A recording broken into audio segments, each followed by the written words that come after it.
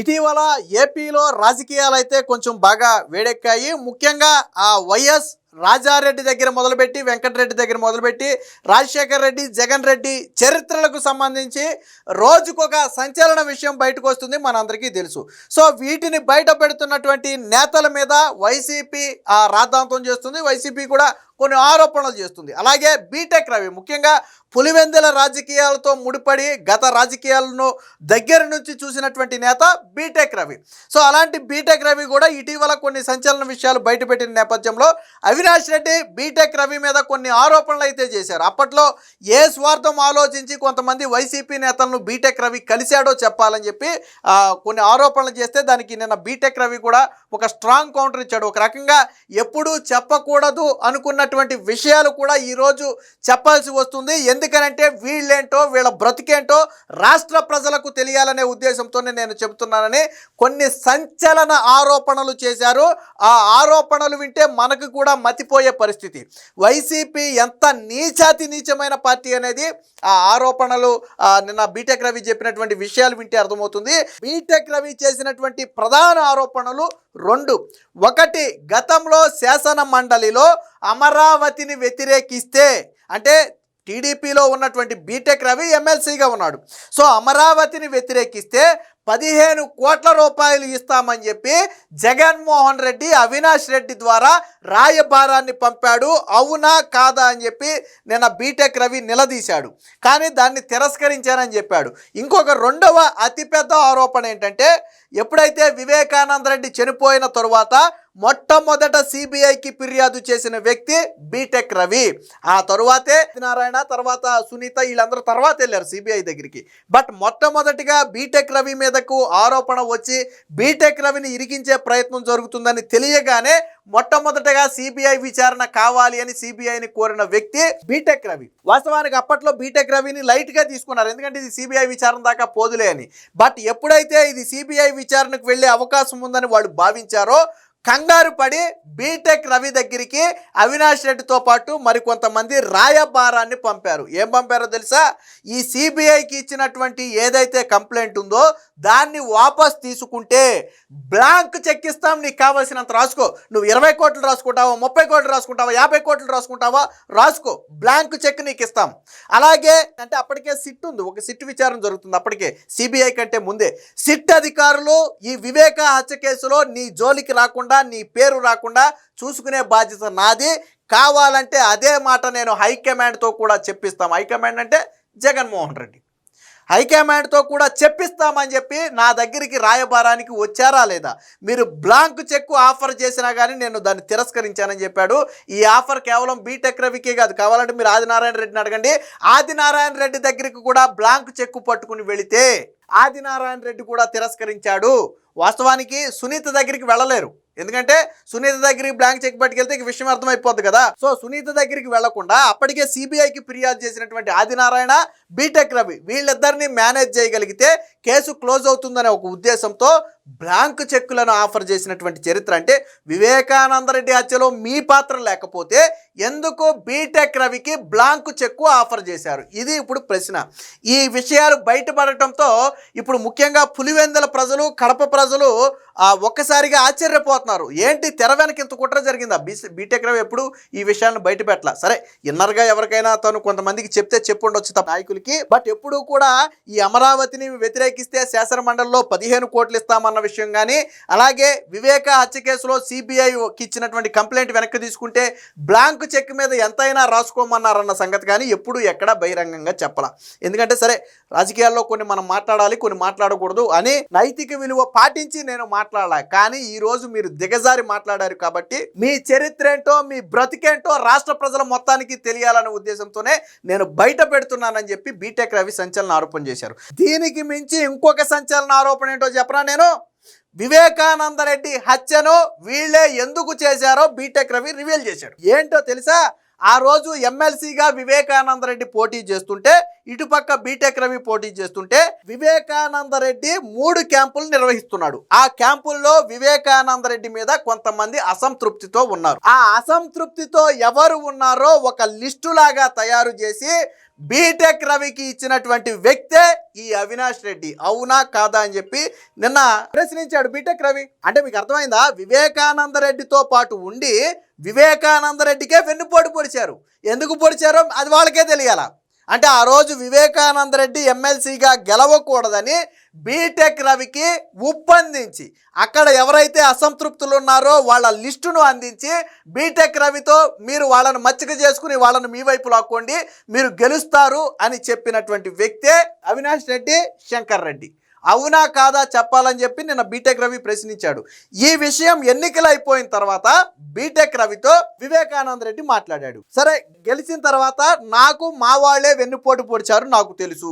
ఎవరు వెన్నుపోటు పొడిచారో చెప్పమంటే బీటెక్ రవి చెప్పలా. ఎందుకంటే అప్పుడు వాళ్ళ నుంచి లబ్ధి పొందినటువంటి వ్యక్తిగా బీటెక్ రవి ఏంటంటే బయట పెట్టాల. ఎందుకంటే తాను లబ్ధిదారుడిగా ఉన్నాడు కాబట్టి. ఆ విషయం నేను మీడియాతో కూడా చెప్పాడు. నేను ఆ రోజు ఆ ఎన్నికల్లో ఆ సమాచారం తీసుకుని నేను లబ్ధి పొందాను కాబట్టి నేను బయట పెట్టలేకపోయా. నేను వివేకానంద రెడ్డికి చెప్పలా. కానీ వివేకానంద రెడ్డి పసిగట్టాడు. పసిగట్టి స్వయంగా తానే పేర్లు చెప్పి అడిగాడు. అవినాష్ రెడ్డి, శంకర్ రెడ్డిలేనా అని పేరు చెప్పి అడిగితే నేను మౌనం వహించాను. దాంతో విషయం అర్థమైంది వివేకానంద రెడ్డికి. తనకు వెన్నుపోటు పొడిచింది అవినాష్ రెడ్డి, శంకర్ రెడ్డిలేనని అర్థమైంది. కాబట్టి ఇక వాస్తవానికి ఎందుకు అది విషయం తెలిసిపోయింది. ఆ వివేకానంద రెడ్డికి తనకు వెన్నుపోటు పొడిచారని తెలిస్తే వివేకానంద రెడ్డి తదుపరి వ్యూహాలు వేరుగా ఉంటాయి. ఇక్కడ అవినాష్ రెడ్డి ఫ్యామిలీని రాజకీయాల వైపే రానిచ్చేవాడు కాదు. సో అందుకనే ఎందుకు వివేకానంద రెడ్డి అడ్డు తొలగించుకున్నారు ఆ రోజు అంటే ఆ విషయం తెలిసిపోయింది కాబట్టే దారుణంగా అడ్డు తొలగించుకున్నారనే ఆరోపణ నిన్న బీటెక్ రవి చేశాడు. ఇది అవునా కాదా చెప్పాలన్నాడు. ఇంకొక సంచలన ఆరోపణ కూడా చేశాడు. అది మరింత దారుణం. అంటే శవాల దగ్గర చిల్లరేరుకునే బుద్ధి అంటారు చూసారా, ఆ బుద్ధి అవినాష్ రెడ్డి ఫ్యామిలీకి ఉంది. ఎందుకనంటే రాజశేఖర్ రెడ్డి హెలికాప్టర్ ప్రమాదంలో మరణిస్తే అప్పుడు అదే సమయంలో అక్కడ 40-50 టన్నుల ఎర్రచందనం రెడీగా ఉంది. వాస్తవానికి దాన్ని దాటించడానికి ఇబ్బంది పడుతున్న సమయంలో ఆ ఎర్రచందనాన్ని రాజశేఖర్ రెడ్డి అంత్యక్రియల కోసం తెప్పించిన ఎర్రచందనం అని అబద్ధం ఆడి దాన్ని దేశం దాటించేసి లాభం పొందారు. అంటే రాజశేఖర్ రెడ్డి శవాన్ని అడ్డం పెట్టుకుని వ్యాపారం చేసినటువంటి చరిత్ర అవినాష్ ఫ్యామిలీది. భాస్కర్ రెడ్డి ఆ రోజు ఈ పని చేసింది అవినాష్ రెడ్డి తండ్రి. ఇది నేను చెప్పింది కాదు, నిన్న మీడియా సాక్షిగా బీటెక్ రవి చెప్పినటువంటి మాటలు. దానికి కొంతమంది సాక్షులు కూడా ఉన్నారు. కావాలంటే నేను చెప్పిన వాటిలో అబద్ధమా కాదా అనేది మీరు వాళ్ళని అడగండి, వాళ్ళు చెబుతారని చెప్పి బీటెక్ రవి ఒక సవాల్ కూడా చేశాడు. సో దీనికి సంబంధించి బీటెక్ రవి ఏం మాట్లాడాడో ఒకసారి చూద్దాం. అమరావతిని వ్యతిరేకిస్తే 15 కోట్లు, వివేక హత్యపై ఫిర్యాదు వాపస్ కోసం బ్లాంకు చెక్కు ఆఫర్. నాకు ఇస్తానన్నది నిజమా కాదా? వైసీపీ ఎంపీ అవినాష్ రెడ్డికి బీటెక్ రవి సూటి ప్రశ్నలు. మీడియా సమావేశంలో సంచలన వివరాల వెల్లడి. చెక్కుపై 20-30 కోట్లు ఎంతైనా రాసుకోమన్నారు. వివేక ఎమ్మెల్సీ క్యాంపు వివరాలను వీళ్లే నాకు లీక్ చేశారు. అప్పట్లో ఈ విషయం వివేకాకు తెలిసిపోయింది, అందుకే ఆయన్ని దారుణంగా చంపేశారు. పుష్పాను మించినటువంటి ఎర్రచందనం స్మగ్లర్లు మీరు. వైఎస్ అంత్యక్రియల పేరు చెప్పి దొంగలు అమ్ముకున్నారు. ఉలిమెల్ల తోట మీటింగ్లో మీరు చెప్పిందేంటి? అక్కడ ఏమి జరగలేదు అని అవినాష్ రెడ్డి చెబితే రాజకీయాల నుంచి తప్పుకుంటా, వాళ్ళ బ్రతుకులన్నీ ప్రజలకు తెలియాలనే నేను ఈరోజు చెబుతున్నానని కొన్ని సంచలన ఆరోపణలు అయితే ఈరోజు బీటెక్ రవి అయితే చేయడం జరిగింది. సో ఏంటి ఆరోపణలు అనేది ఒకసారి చూద్దాం. వైసీపీ ఎంపీ అవినాష్ రెడ్డిపై Pulivendula TDP incharge B Tech Ravi సంచలన ఆరోపణలు చేశారు. మండలిలో అమరావతికి వ్యతిరేకంగా మద్దతిస్తే తనకు 15 కోట్లు ఇస్తామంటూ ఆఫర్ చేశారని వెల్లడించారు. అలాగే వైఎస్ వివేకానందరెడ్డి హత్య కేసు విషయంలో సిబిఐకి చేసిన ఫిర్యాదు వెనక్కి తీసుకుంటే నీకు బ్లాంక్ చెక్ ఇస్తాం, ఎంతైనా రాసుకోమని నాకు ఆఫర్ చేశారనే విషయాన్ని నిన్న మీడియా సాక్షిగా బీటెక్ రవి అయితే బయటపెట్టారు. ఇంకేం చెప్పారనేది ఒక వార్త ఉందో చూద్దాం. మండలిలో అమరావతికి వ్యతిరేకంగా మండలిలో మద్దతు ఇస్తే 15 కోట్ల రూపాయలు ఇస్తామని విజయసాయిరెడ్డి ఆఫర్ చేశారని, అది చేయించింది అవినాష్ రెడ్డి అని ఆరోపించారు. దీనికి విజయసాయిరెడ్డి సమాధానం చెబితే బాగుంటుంది. ఈ ఆఫర్ విషయం అధినేత చంద్రబాబుకు కూడా చెప్పానన్నారు. ఆఫర్ను వద్దనుకున్న వ్యక్తిని నేనని, తనను ఎవరూ కొనలేరన్నారు. వైఎస్ వివేకానందరెడ్డి హత్య విషయంలో సిబిఐకి మొదట ఫిర్యాదు చేసింది తానేనని వెల్లడించారు. ఆ తర్వాత ఆదినారాయణ రెడ్డి, సునీత వచ్చారన్నారు. ఆ తర్వాత భయపడి తన వద్దకు, ఆదినారాయణ రెడ్డి వద్దకు అవినాష్ రెడ్డి మనుషులు బ్లాంక్ చెక్కులు ఇస్తాం, 20-30 కోట్లు ఎంతైనా రాసుకోండి, కేసు నుంచి విత్డ్రా కావాలి అని కోరారు. సిట్టు మీ జోలికి రాకుండా చూస్తాం, అధినాయకత్వంతోనే ఈ మాట చెప్పిస్తామని నాకు ఆఫర్ పెట్టారా లేదా అని ప్రశ్నించారు. ఈ ఆఫర్ నిజమా కాదా చెప్పాలని నిలదీశారు. తాను ఈ ఆఫర్ను తిరస్కరించానని వెల్లడించారు. తది తన క్యారెక్టర్ అని ప్రజలకు వీళ్ళ గురించి తెలియాలనే ఉద్దేశంతోనే వీళ్ళ బ్రతుకులు మొత్తాన్ని కూడా ఇప్పుడు బయట పెడుతున్నానని చెప్పారు. గతంలో వైఎస్ వివేకానందరెడ్డి ఎమ్మెల్సీ ఎన్నికల్లో పోటీ చేసినప్పుడు ఏర్పాటు చేసిన 3 క్యాంపుల్లో అసంతృప్తుల లిస్టును అవినాష్ రెడ్డి, శంకర్ రెడ్డిలే స్వయంగా తనకు ఇచ్చారని బీటెక్ రవి వెల్లడించారు. ఈ క్యాంపుల్లో ఎవరెవరు ఎక్కడ ఉన్నారు, ఏ క్యాంపులో ఎవరు అసంతృప్తిలో ఉన్నారు తనకు ప్రతిరోజు వైసీపీ వాళ్లే మెసేజ్ రూపంలో పెట్టారన్నారు. వాళ్ళను సెట్ చేసుకోండి అంటూ సూచించేవారని చెప్పారు. వివేకానందరెడ్డి గెలవకూడదని ఆ రోజే ప్లాన్ చేసి తనకు సహకరించారని వెల్లడించారు. ఆ ఎన్నికల్లో తానే లబ్ధిదారుడిని కాబట్టి ఈ విషయాన్ని ఇప్పటి వరకు నేను ఎప్పుడు బయట పెట్టలేదని చెప్పాడు. అంటే అవినాష్ రెడ్డి, అలాగే భాస్కర్ రెడ్డి, శంకర్ రెడ్డి వీళ్ళందరూ కలిసి ఆ రోజు వివేకాను ఓడించడం కోసం ప్రత్యర్థిగా పోటీ చేస్తున్నటువంటి బీటెక్ రవికి అసంతృప్తుల లిస్టు ఇచ్చి సహకరించి వివేకానందరెడ్డిని ఓడించినటువంటి చరిత్ర వైఎస్ అవినాష్ రెడ్డి ఫ్యామిలీది. వీళ్ళు చరిత్రల గురించి మాట్లాడతారు. ఈ వెన్నుపోటులను సొంత కుటుంబానికే అంటే పదవి.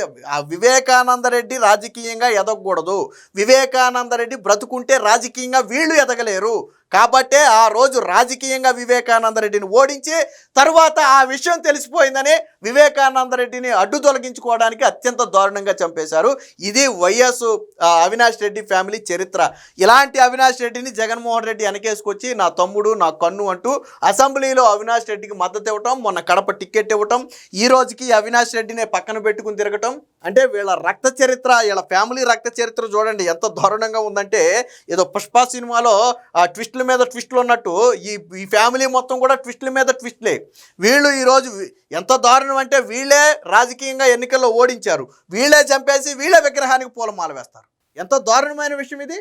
వీళ్ళ బ్రతుకులు ఇవి ప్రజలకు తెలియాలని ఈరోజు బీటెక్ రవి మొత్తం పెట్టాడు. వివేకాను అందుకే చంపేశారు. ఎమ్మెల్సీ ఎలక్షన్లు పూర్తయ్యాక వివేక తనతో మాట్లాడారని రవి తెలిపారు. తనను మోసం చేసింది ఎవరో చెప్పాలని కోరినా తాను చెప్పలేదన్నారు. సమాచారం లీక్ చేసింది అవినాష్, శంకర్లేనా అని స్వయంగా అడిగారని చెప్పారు. వారి విషయం వివేకాకు తెలిసిపోయిందనే అక్కసుతోనే ఎక్కడ వివేకానందరెడ్డి దీన్ని బయట పెడతాడో, ఎక్కడ ఇది బయటపడితే రాజకీయంగా అవినాష్ రెడ్డి, భాస్కర్ రెడ్డిలు ఎదగలేరు అని భయం వేసి వివేకానందరెడ్డిని దారుణంగా చంపేశారు. ఇదే విషయాన్ని నిన్న బీటెక్ రవి కూడా చెప్పాడు.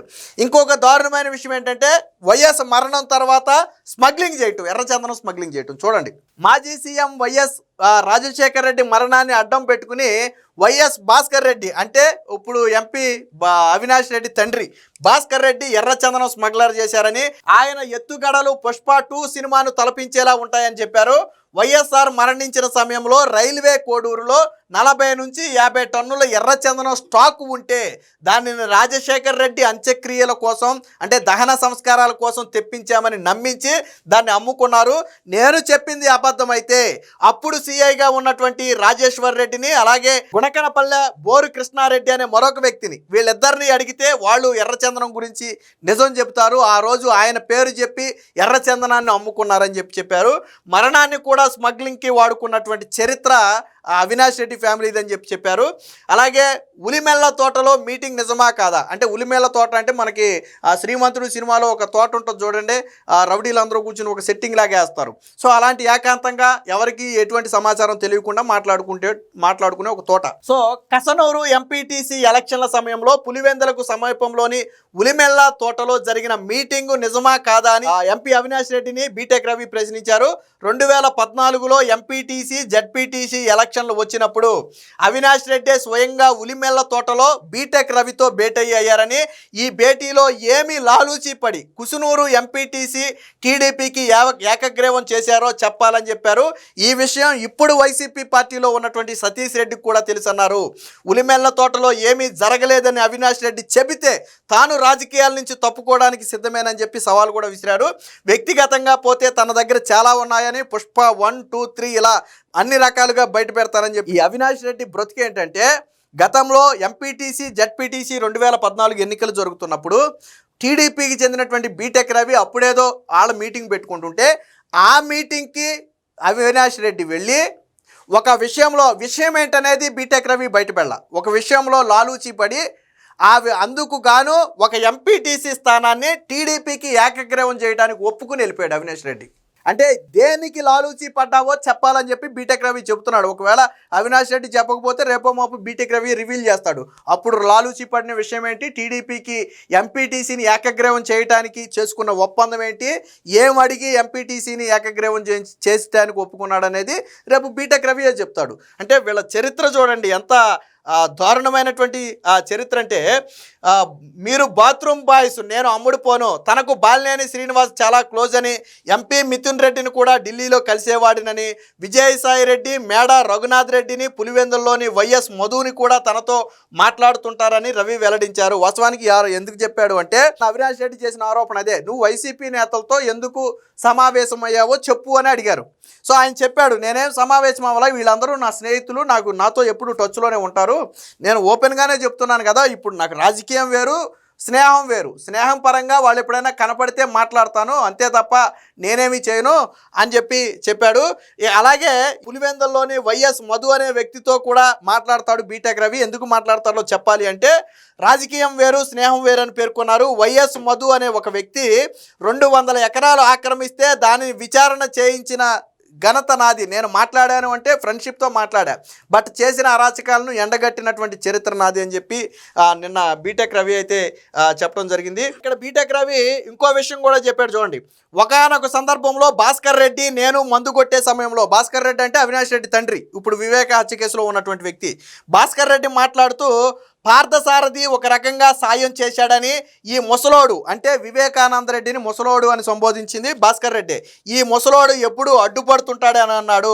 వైసీపీ హయాంలో 2 సార్లు నన్ను జైలుకు పంపారు, అరెస్టు చేసి పిస్టల్ పెట్టి అంటే నుదుటి మీద పిస్టల్ పెట్టి బెదిరించినప్పుడే నేను భయపడలేదు, ఇప్పుడు భయపడతానని చెప్పాడంటే వీళ్ళ చరిత్ర మొత్తం కూడా నిన్న బీటెక్ రవి అయితే బయట పెట్టడం జరిగింది. మొత్తంగా అవినాష్ రెడ్డి కుటుంబ నీచ చరిత్ర నిన్న బీటెక్ రవి ప్రెస్ మీట్ ద్వారా బయటపడింది. ఆ రోజు వివేకానంద రెడ్డిని ఓడించడం దగ్గర మొదలుపెట్టి ఆయన్ని చంపటం వరకు, అలాగే వైఎస్ మరణంతో ఎర్రచందనం దొంగలు అమ్ముకుని సొమ్ము చేసుకున్నటువంటి చరిత్ర కావచ్చు, బీటెక్ రవిని అమ్ముడు పొమ్మని అడిగి బ్లాంక్ చెక్లో ఆఫర్ చేసినటువంటి చరిత్ర కావచ్చు, ఇదంతా కూడా వైఎస్ అవినాష్ రెడ్డి ఫ్యామిలీ చరిత్ర. ఏది ఏమైనా నిన్న బీటెక్ రవి చేసినటువంటి ఈ ఆరోపణలు అనేవి ఇప్పుడు రాష్ట్ర వ్యాప్తంగా కూడా పెను సంచలనంగా మారాయి.